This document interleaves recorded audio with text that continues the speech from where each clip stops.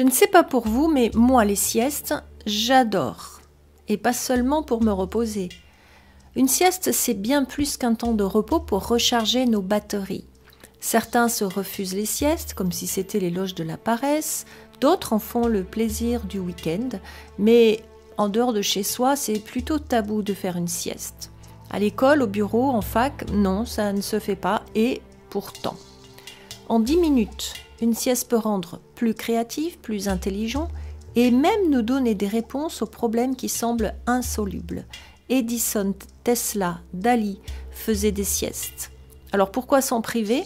D'ailleurs, la science médicale s'y intéresse de plus en plus et c'est tant mieux.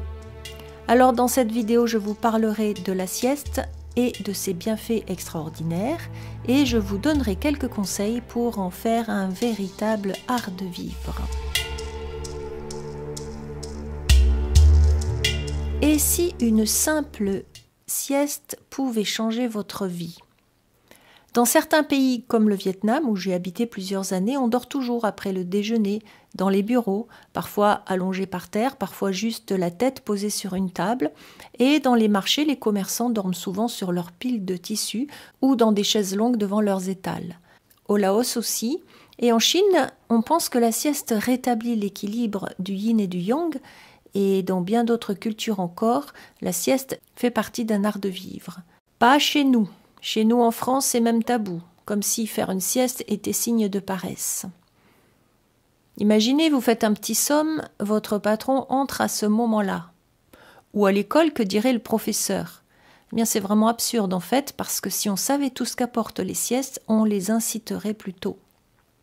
La sieste réaligne, redonne de l'énergie, dynamise, stimule la créativité, améliore l'apprentissage, régénère les fonctions cognitives, permet de mieux se concentrer et aide à trouver des solutions aux problèmes.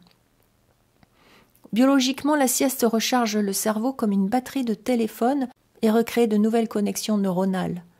En 20 minutes, la mise à jour est effectuée. Elle relaxe aussi car elle fait baisser le cortisol, l'hormone sécrétée en cas de stress.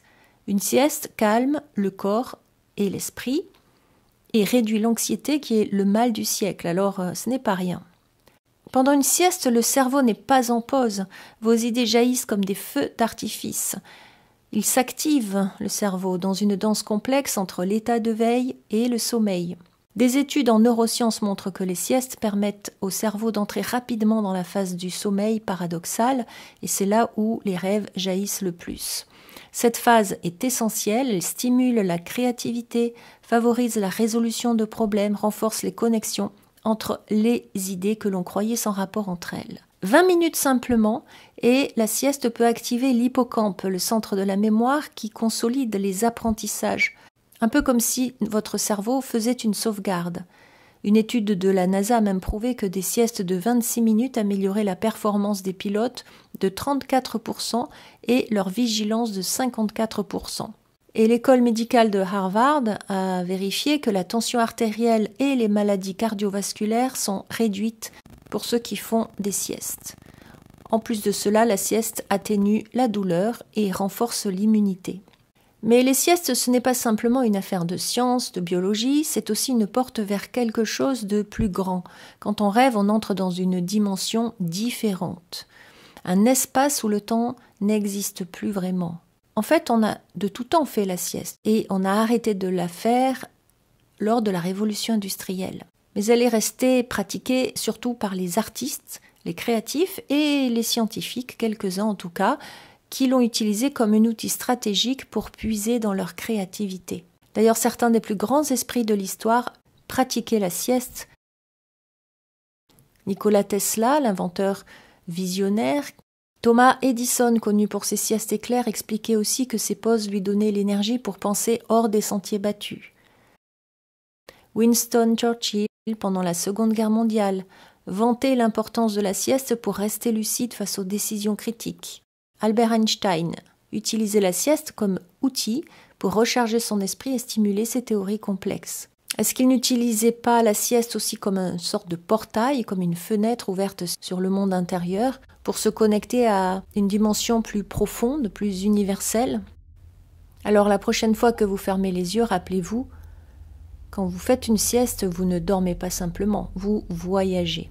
Dali disait que la sieste, c'est l'art de dormir sans dormir. J'appelle cela le sommeil du maître, quand la sieste permet au corps de dormir alors que la conscience reste éveillée. Cela demande beaucoup de pratique. C'est une sorte de sommeil éveillé, une double conscience. L'idée étant de rester dans une conscience éveillée pendant que le corps dort. Essayez de faire ce genre de sieste et vous vivrez des expériences étonnantes. Et de manière plus traditionnelle, voici comment cultiver l'art de la sieste. L'idéal, c'est de pratiquer les siestes en début d'après-midi, après le déjeuner, entre 13 et 15 heures. On le sait, après avoir mangé, on est moins concentré, moins dynamique en raison de la digestion. On a tendance à somnoler. Et d'ailleurs, dans la nature, vous le voyez, une fois que les animaux ou même les nouveau-nés ont mangé, eh bien, ils dorment. Choisissez pour votre sieste un endroit calme. Pour la posture, ça peut être semi-allongé ou sur une chaise pour éviter de tomber dans un sommeil trop profond. Ou bien, si vous optez pour une longue sieste, eh bien, vous pouvez vous allonger dans votre lit ou sur un matelas. Et si vous désirez limiter votre sieste, prévoyez une alarme.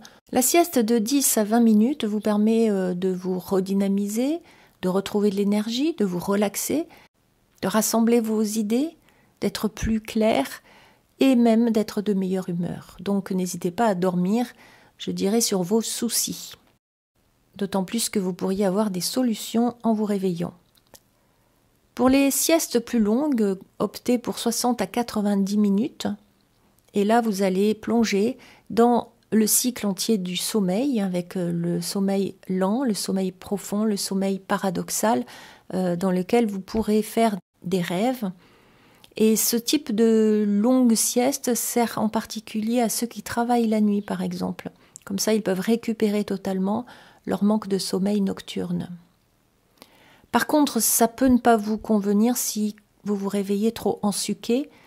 Dans ce cas, choisissez plutôt une sieste courte, jusqu'à 20 minutes, et mettez un réveil. Évitez la sieste après 16 heures. Et enfin, si vous en avez envie, posez une question à votre monde intérieur avant de vous endormir. Ou bien demandez, par exemple, plus d'inspiration pour un projet ou de trouver la solution à un problème qui vous préoccupe. Notez la question sur une feuille et gardez près de vous un carnet et un crayon, parce qu'au réveil, vous noterez sans attendre vos rêves ou vos idées. Alors, est-ce que vous êtes convaincu ? Parce que vous l'avez compris maintenant, la sieste, ce n'est pas juste une pause, ni de la paresse, ni une fuite de la réalité, et au contraire, elle permet d'être mieux adaptée à vos tâches quotidiennes. Elle est excellente pour la santé mentale et physique, et pour maintenir l'équilibre à tous les niveaux de votre être. Alors surtout, ne vous en privez pas, et j'espère bien qu'un jour elle sera acceptée dans les écoles, les collèges, les lycées, les universités, les lieux de travail, etc. Dites-moi en commentaire si vous faites des siestes, si vous avez vécu des expériences oniriques ou créatives durant vos siestes, et puis si vous voulez comprendre vos rêves, vous pouvez apprendre à les interpréter avec ma formation d'interprétation de rêves, la voix des rêves, ou bien prendre un rendez-vous pour une séance d'onirothérapie. À bientôt!